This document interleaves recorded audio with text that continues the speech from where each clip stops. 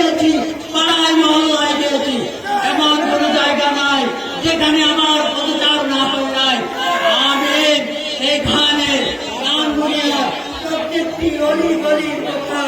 ইনশাআল্লাহ যদি কেন্দ্রীয় ক্ষমতায় আসে, আপনারা সকলে যদি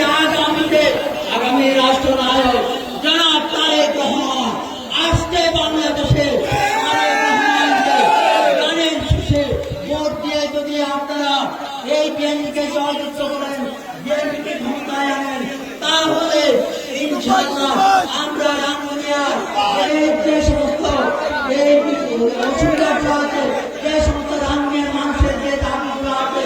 এই দাবিগুলো পূরণের জন্য জোরালো ভূমিকা আমাদের পক্ষ থাকবে। রামপুরিয়ার পক্ষে, রামপুরিয়ার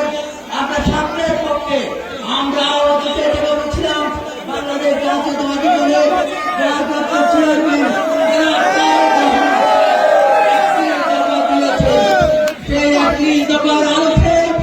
আমরা দীর্ঘদিন ধরে কাজ করে আসছি। রামপুরিয়ার আনাচে আছে, যে সমস্ত শিক্ষা প্রতিষ্ঠান আছে, মসজিদ মাদ্রাসা আছে,